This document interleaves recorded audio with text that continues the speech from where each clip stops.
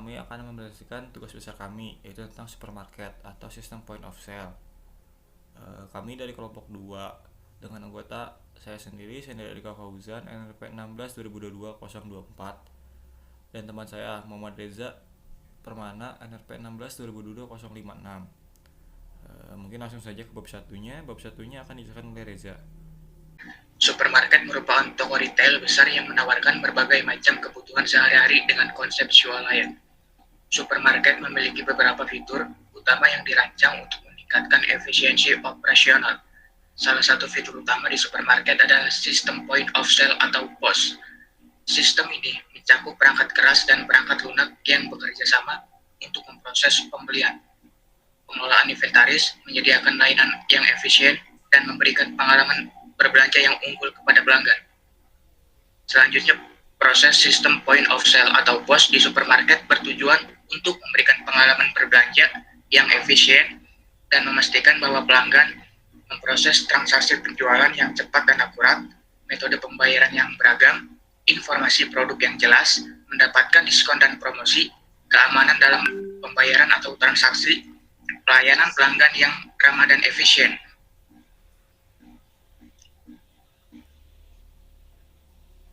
Proses sistem point of sale supermarket bertujuan untuk memberikan pengalaman berbelanja yang lancar, efisien, dan memuaskan kepada pelanggan. Dengan memahami kebutuhan dan preferensi pelanggan, supermarket dapat meningkatkan layanan dan membangun hubungan yang lebih kuat dengan pelanggan. POS juga membantu supermarket meningkatkan efisiensi dan mengurangi kesalahan transaksi. Oleh karena itu, proses POS memiliki peran yang sangat penting dalam strategi bisnis supermarket secara keseluruhan. Selanjutnya, bottleneck pada studi kasus. Proses sistem point of sale mempunyai beberapa potensi bottleneck yang mempengaruhi efisiensi dan efektivitas para pelanggan. Berikut adalah beberapa contoh bottleneck pada studi kasus. Potensi bottleneck yang bisa terjadi: antrian panjang di kasir, kesulitan pembayaran, kesalahan transaksi, kesulitan dalam menggunakan sistem, masalah keamanan transaksi. Selanjutnya, fungsi bisnis dalam proses point of sale. Menerima pembayaran. Salah satu fungsi utama POS adalah menerima pembayaran dari pelanggan. Ini termasuk menghitung jumlah pembelian dan menerima uang tunai, kartu kredit atau debit. Selanjutnya, catatan transaksi. POS mencatat semua transaksi penjualan yang dilakukan, termasuk rincian produk yang dibeli, harga, kuantitas, dan informasi pembayaran. Selanjutnya, pemantauan inventaris. Sistem POS memantau inventaris produk dan mengirimkan peringatan ketika inventaris produk habis. Selanjutnya, manajemen diskon dan promosi. POS memantau inventaris produk dan mengirimkan peringatan ketika inventaris produk habis. Manajemen diskon dan promosi. POS memungkinkan supermarket secara otomatis menerapkan diskon, promosi, atau penawaran khusus lainnya. Selanjutnya, manajemen karyawan. Sistem POS membantu Anda mengelola karyawan Anda, termasuk mengatur jadwal kerja, menghitung penggajian, dan memantau kinerja. Layanan pelanggan. POS membantu memberikan layanan pelanggan yang lebih baik dengan memberikan informasi produk, mengelola program loyalitas, atau membuat tanda terima pembelian yang jelas. Alur proses point of sale supermarket. Alur proses point of sale atau POS di supermarket biasanya melibatkan serangkaian langkah mulai dari pelanggan memilih barang, melakukan pembayaran, dan mencetak struk pembayaran. Alur umum proses POS di supermarket adalah sebagai berikut. Pertama, pelanggan memilih barang. Pelanggan memilih barang yang ingin dibeli dan memasukkan ke dalam keranjang belanja atau cart. Kedua, pelanggan pergi ke kasir. Setelah menyelesaikan pembelian, pelanggan pergi ke kasir untuk membayar. Ketiga, input barang. Kasir memindai kode barang atau memasukkan secara manual setiap barang yang akan dibeli ke dalam sistem POS. Keempat, jumlah total pembelian. Sistem POS menghitung jumlah total pembelian pelanggan berdasarkan harga barang yang dimasukkan. Keenam, pembayaran. Pelanggan membayar total jumlah pembelian menggunakan metode pembayaran yang tersedia seperti uang tunai, kartu kredit, atau e-wallet. Yang ketujuh, verifikasi pembayaran. Sistem kasir atau pos memverifikasi pembayaran pelanggan. 8. Cetak struk. Setelah pembayaran selesai, sistem pos akan mencetak struk sebagai bukti transaksi bagi pelanggan. 9. Pengemasan barang. Barang yang dibeli dikemas dan disiapkan untuk dikirim ke pelanggan. 10. Menyimpan informasi transaksi. Informasi transaksi disimpan dalam sistem pos untuk keperluan pencatatan penjualan, pengelolaan inventaris, dan pelaporan. Terakhir, transaksi selesai. Suatu transaksi dianggap selesai ketika pelanggan menerima kwitansi pembelian dan barang yang dibeli.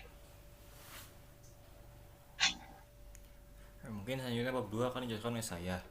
Bab 2 ini ada identifikasi unit bisnis yang ada dalam supermarket tersebut. Di sini unit bisnis yang terlibat adalah pelanggan. Pelanggan adalah individu yang memilih produk yang ingin dibeli dari rak atau etalase supermarket. Tugas utama pelanggan adalah memilih barang yang diinginkan dan membawanya ke kasir untuk proses pembayaran. Kedua, penjualan dan layanan pelanggan. Unit ini bertanggung jawab untuk memberikan layanan yang baik kepada pelanggan. Tugas-tugasnya meliputi menjawab pertanyaan pelanggan, memberi informasi tentang produk, dan memastikan pelanggan berbelanja yang positif. Yang ketiga, kasir. Kasir melakukan transaksi dengan pelanggan.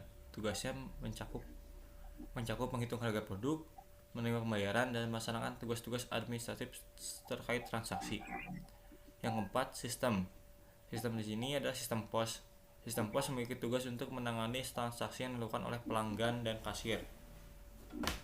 Kasir melakukan input barang pada sistem pos agar sistem bisa menghitung total biaya yang perlu dibayar oleh pelanggan, dan sistem pos juga mampu mencetak slip pembelian.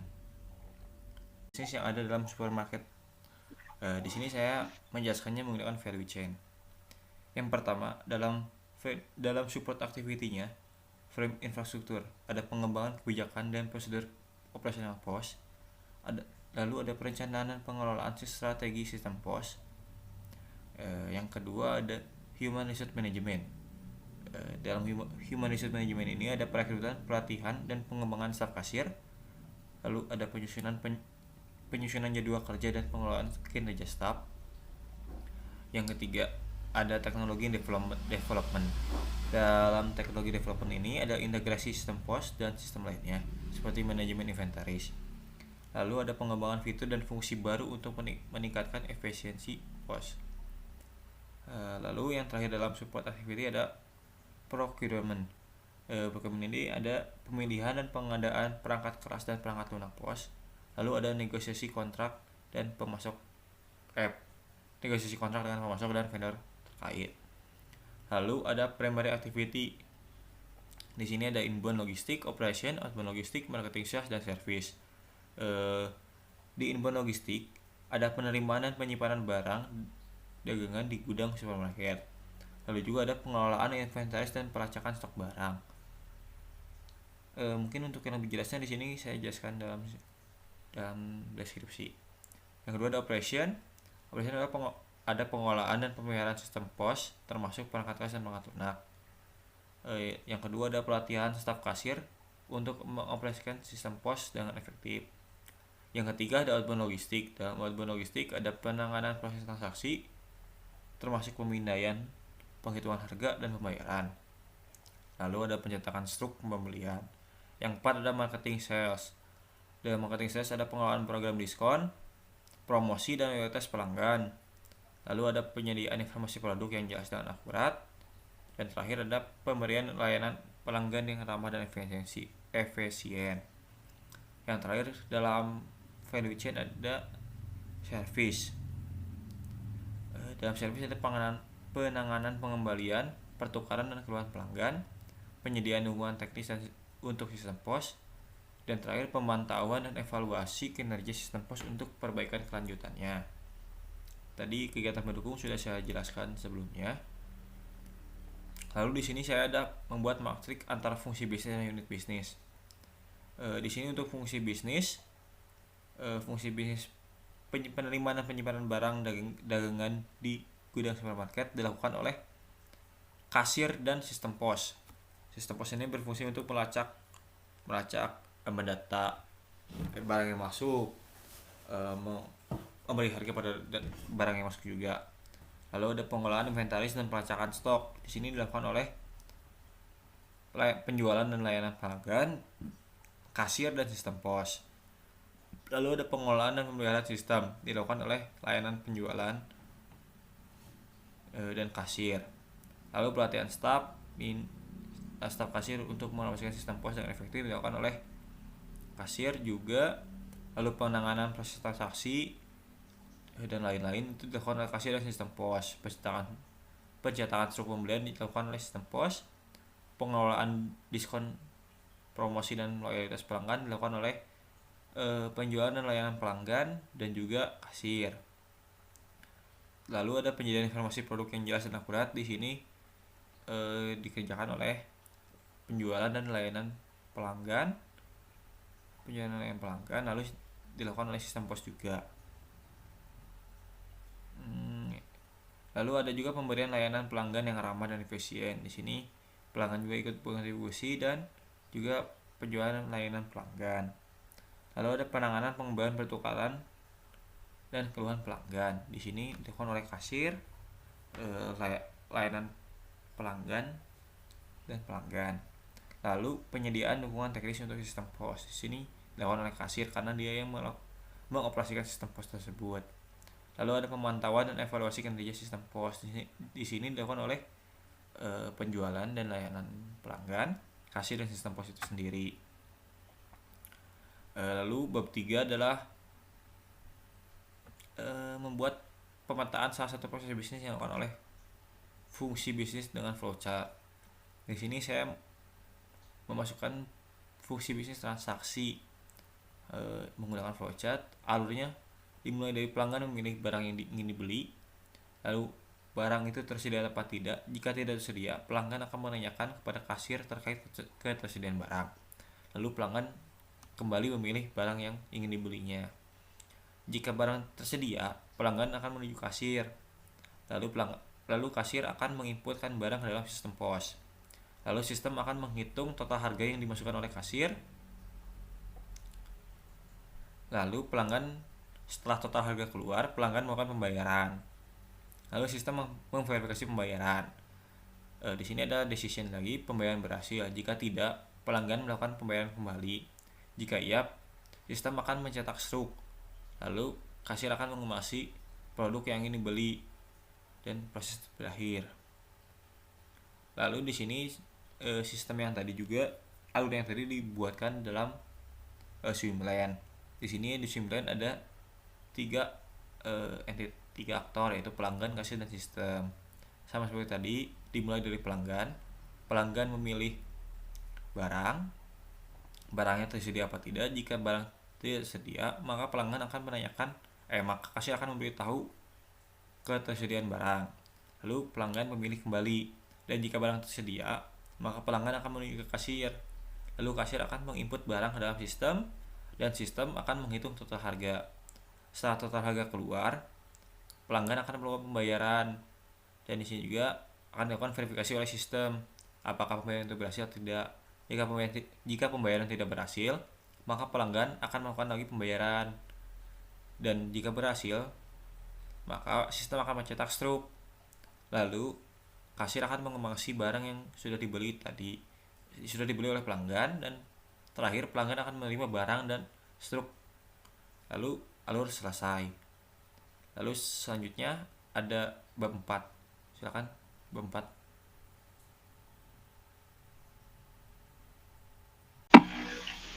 Selanjutnya di sini bab 4, road case analysis untuk fishbone diagram supermarket. Di sini ada kekurangan jumlah kasir, kesalahan pelatihan, metode proses pembayaran yang lambat, dan kurangnya teknologi pembayaran yang cepat. Mesin pembayaran rusak atau lambat, material, kekurangan uang tunai, environment, layout kasir yang tidak efisien, measurement, kurangnya pengukuran kinerja kasir. Dalam analisis akar penyebab, proses pembelanjaan di supermarket mengungkap beberapa isu mendasar yang dapat mempengaruhi efisiensi dan efektivitas proses perbelanjaan. Berikut adalah penjelasan detail mengenai permasalahan yang ada pada supermarket. Pertama, layout kasir. Layout kasir yang tidak efisien menyebabkan antrean pembayaran yang panjang dapat berdampak signifikan pada operasional toko dan pengalaman pelanggan. Sejumlah masalah antrean pembayaran yang panjang dapat menyebabkan waktu pelanggan menjadi tidak produktif. Hal ini dapat membuat pelanggan tidak tenang dan membuat mereka tidak ingin lagi berbelanja di toko tersebut. Antrian yang panjang dapat mengindikasikan operasional toko yang tidak efisien, seperti kurangnya kasir, proses pembayaran yang lambat, atau kurangnya koordinasi antar karyawan. Yang kedua, kesulitan dalam membayar di supermarket dapat timbul karena berbagai faktor, sehingga dapat menyebabkan terjadi penumpukan atau antrian panjang di kasir. Beberapa masalah mungkin timbul dengan barang yang dibeli. Jumlah kasir yang tidak mencukupi dapat menyebabkan antrian panjang, terutama pada jam-jam. Kedua, kesulitan dalam membayar di supermarket dapat timbul karena berbagai faktor, sehingga dapat menyebabkan terjadinya penumpukan atau antrian panjang di kasir. Beberapa masalah mungkin timbul dengan barang yang dibeli. Jumlah kasir yang tidak mencukupi dapat menyebabkan antrian panjang, terutama pada jam-jam sibuk atau saat ada promo. Ketiga, kesalahan transaksi dapat menjadi masalah serius dalam operasional supermarket karena dapat mengakibatkan kerugian finansial dan mengganggu pengalaman berbelanja pelanggan. Kesalahan dalam memasukkan harga sesuatu barang atau jumlah barang yang dibeli ke dalam sistem point of sale dapat mengakibatkan ketidaksesuaian nilai total harus dibayar dan jumlah total yang dihasilkan oleh sistem. Keempat, sistem yang terlalu rumit atau memiliki antarmuka yang tidak intuitif dapat menyulitkan pengguna untuk menemukan informasi atau menjalankan fungsi tertentu dengan cepat. Kesulitan dalam menggunakan sistem dapat timbul bila sistem yang digunakan tidak intuitif atau rumit sehingga menyebabkan tertundanya proses kerja. Beberapa permasalahan seringkali muncul karena kesulitan dalam menggunakan sistem point of sale. Kelima, keamanan transaksi dapat timbul ketika sistem pembayaran atau point of sale tidak memiliki keamanan yang memadai sehingga menyebabkan tertunda atau terganggunya proses transaksi. Beberapa masalah keamanan transaksi mungkin merupakan kelemahan sistem keamanan yang memungkinkan terjadinya peniruan identitas pelanggan atau kasir, sehingga dapat menghambat proses transaksi. Selanjutnya, bab 5, perbaikan roadcast. Pertama, untuk mengatasi permasalahan tersebut, perlu dilakukan analisis yang menyeluruh untuk mengetahui penyebab kemacetan sehingga menerapkan strategi yang tepat seperti menambah jumlah kasir, memanfaatkan teknologi untuk meningkatkan efisiensi, dan meningkatkan manajemen operasional secara keseluruhan dengan menambah jumlah kasir.